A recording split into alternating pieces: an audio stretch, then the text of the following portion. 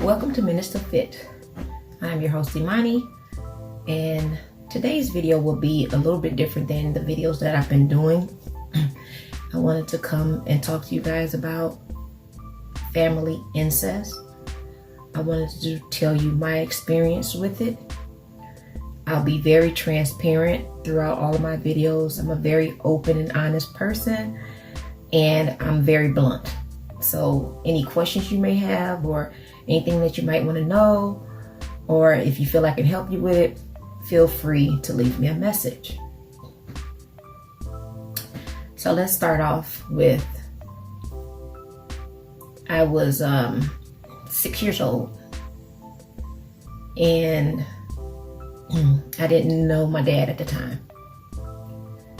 So one weekend, my great-grandmother came over to pick me up and said I was going to go over there to see my dad and take pictures with him and his new baby and meet the rest of the family and stuff like that. So she came. I went over there. It didn't happen the first time that I went. It didn't happen the second time that I went. About the fourth or fifth time that I went, I had turned 7 years old because I went over there right before I was turning 7. I turned 7 years old, and then the fondling began. The messing with my little small nipples began. Pants rubbing began. That went on for quite some time. It actually went on for years. Every time I would think about telling or get up the nerve to tell, there were always the threats. There were always, they're not going to believe you, which I thought was true because it was like the girls in the family, we could never do anything. We could never go anywhere. We always had to sit on the porch. We could never go out and play with our friends. But this particular individual, he was able to go out with his friends. He was able to go to all different kind of arcades and, just hanging, and didn't have to do nearly as much as we did around the house, and was always on the go. And they treated him like he was some type of god or something. He could do no wrong, is basically what I'm saying. So it went on. There was no penetration until I was about 13. Then I was penetrated once. And just going through that, it gave me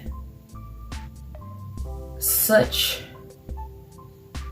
low self-esteem, and I wanted to know, why was he doing that to me? And we're supposed to be family. Why would he do that to his niece?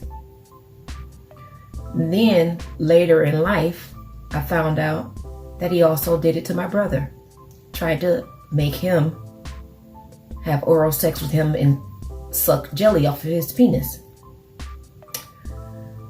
So I really got angry. And I'm like, why is he messing with us? Just my dad's kids. But he didn't touch any of the other nieces and nephews. What was so special about us that you had to feel like you had to do that to us? I never, ever got over it. I still cry to this day. I still feel angry. I still feel hurt. I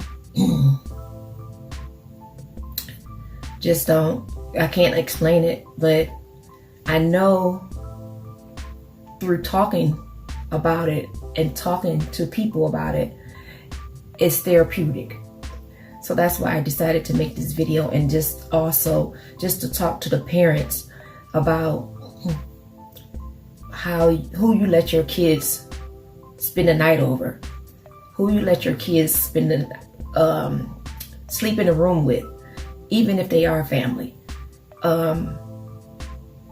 Don't let your kids spend the night over somebody's house that you don't know.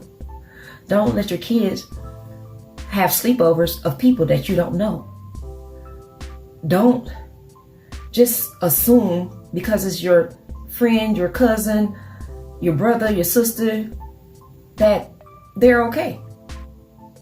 Because it's a sickness, and it just runs in a lot of different people, and you don't know, because they're very sneaky and manipulative with it. I didn't get to spend the night over people's houses, and I still wasn't safe. I went to my family's house, supposedly my grandmother, and my dad's house for the weekend. And look what happened to me. Also, my mom, she used to take me to places with her, like over her girlfriend's houses and stuff like that. And they would always tell the kids, go in the room and play, go in the room and play.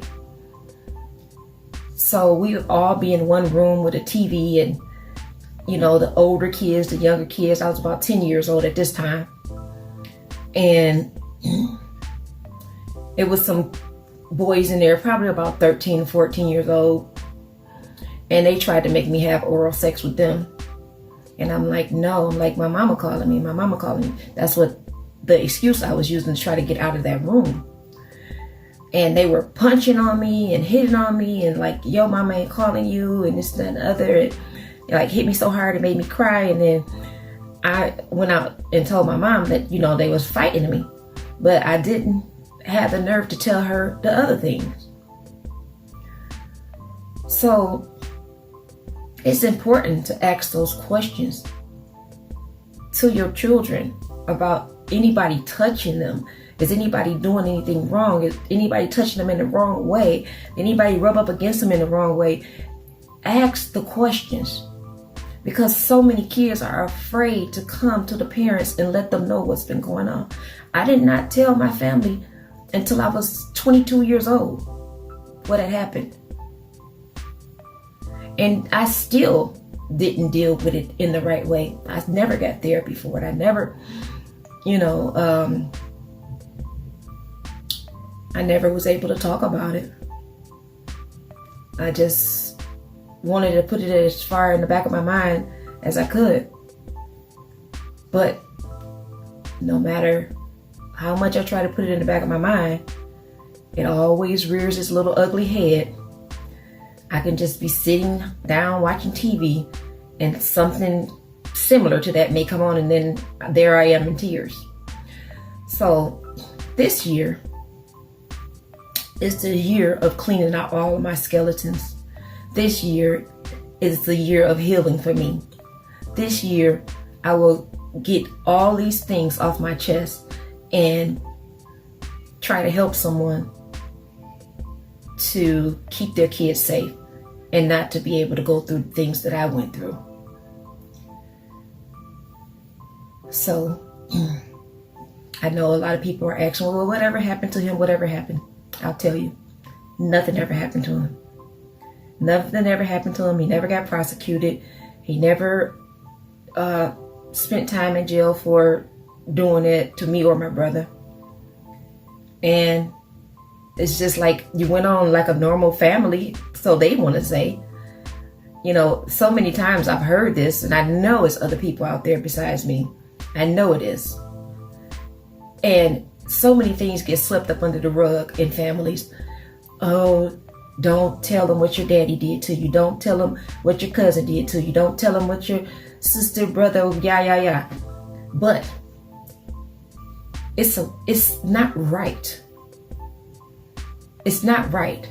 They should be punished. If you're messing with little kids, you should be punished. So just take that into consideration of what I said. If you have any questions, comments, or anything, feel free to leave me a message. I am here for you. If you just need somebody to talk to, I am here for you. If you need support, we can support each other. This has been your host, Imani. Until next time.